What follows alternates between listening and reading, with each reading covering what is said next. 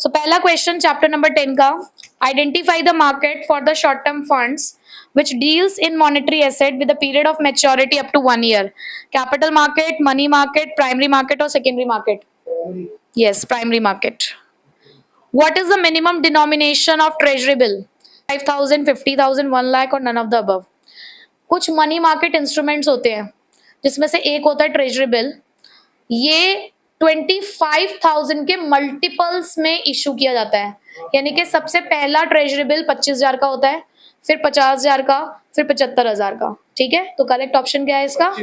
25,000. What is meant by bridge financing? Financing option used by the company to cover a short-term cost until the long-term financing is secured. Financing option used by the company to cover a long-term cost, the cash flow starts. Medium-term financing option used by the companies or none of the above. Yes, bridge financing का मतलब यही होता है कि suppose मुझे 1 करोड़ का loan चाहिए, तो उस 1 करोड़ के लोन के लिए पहले मुझे हो सकता है 50,000 रुपए खर्च करने पड़ रहे हो या 1 लाख खर्च करने पड़ रहे हो. तो उस 1 लाख के लिए अगर मैंने कोई शॉर्ट टर्म फंड लिया है तो उसे कहते हैं ब्रिज फाइनेंसिंग, यानी कि वहां तक पहुंचने के रास्ता बनाया उस फंड ने मेरा. तो option number 1 is correct. Identify the money market instrument in which bank borrow from each other to able to maintain the cash reserve ratio. Commercial bill, call money, commercial paper, treasury bill. देखो मैं आपको थोड़ा थोड़ा ये चारों बता देती हूँ ताकि आपका रिवाइज भी हो जाए. कमर्शियल बिल होता है, आप लोगों ने बिल्स ऑफ एक्सचेंज सुना है ना? बिल्स ऑफ एक्सचेंज क्या होता है? मैंने किसी से 10,000 रुपए उधार लिए, ठीक है, तो वो मेरा बिल्स ऑफ एक्सचेंज है, जिसे बोलते हैं हम, एक बनाने वाला होता है बिल और एक उस बिल को एक्सेप्ट करता है. जो बिल बनाता है वो ड्रॉर होता है और जो बिल को एक्सेप्ट करता है वो ड्रॉई होता है. तो यही बिल ड्रॉर यानी कि बिल्स ऑफ एक्सचेंज, जिसको वो बोलेगा बिल रिसीवेबल, जब हम बैंक के पास ले जाते हैं डिस्काउंट कराने के लिए, यानी कि बैंक से ले लेते हैं बदले पैसा, तो वो कमर्शियल बिल बन जाता है. ठीक है. कॉल मनी का मतलब ही यही होता है कि जब एक बैंक दूसरे बैंक से पैसे उधार लेता है अपनी CRR को मेंटेन करने के लिए. तो आपको ऑप्शन तो पता चल गया होगा करेक्ट, बट फिर भी आगे सुन लो. कमर्शियल पेपर होता है कि जब हम बहुत ज्यादा, हमारे पास वर्किंग कैपिटल की कमी होती है ना, यानी कि हमारे पास कैश की बहुत ज्यादा कमी चल रही होती है, तो हम कमर्शियल पेपर का इस्तेमाल कर सकते हैं. ब्रिज फाइनेंसिंग के लिए भी कमर्शियल पेपर इस्तेमाल किया जाता है. ट्रेजरी बिल अभी मैंने आपको पीछे बताया कि इसको 25,000 के मल्टीपल में इशू किया जाता है शॉर्ट टर्म फंड रेज करने के लिए. तो करेक्ट ऑप्शन क्या है यहाँ पर? B. How does primary market directly promote the capital formation? By making securities marketable, by flow of funds from saver to investors, flow of funds from investors to savers, or none of the above. Yes, option B is correct. By flow of funds from saver to investors. Next, let's do question. What does EIPO stand for? Electronic Initial Public Offer, Exchange Initial Public Offer, Exchange Immediate Public Offer, or Electronic Immediate Public Offer? A is the correct option. Secondary market is in the form of new issue market, money market, stock exchange और commercial exchange. Stock exchange. अच्छा, new issue market किसे कहते हैं? Primary market को. Primary market का दूसरा नाम क्या है? New issue market.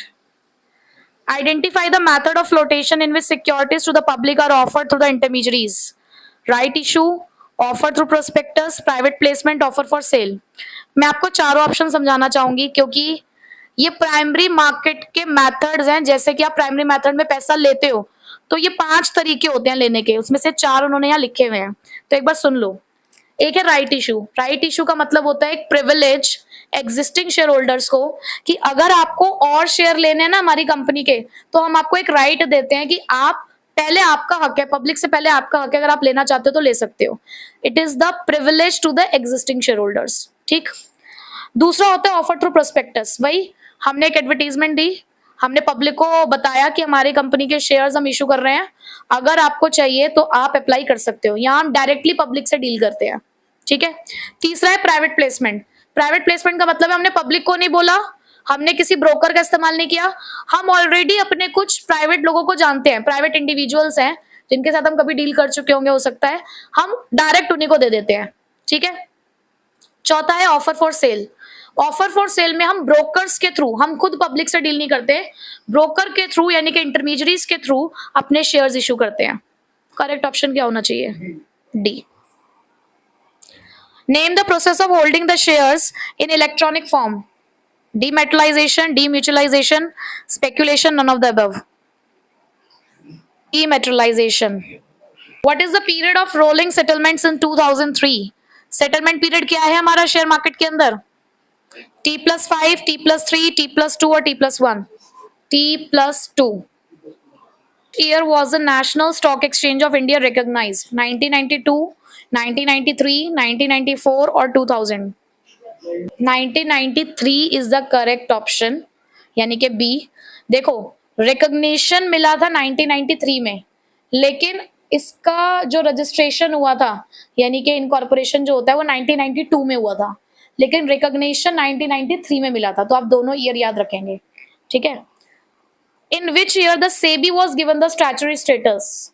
1988, 1992, 2000 और 2003? 1992. So B is the correct option. 1988 में ये इनकॉर्पोरेट हुई थी।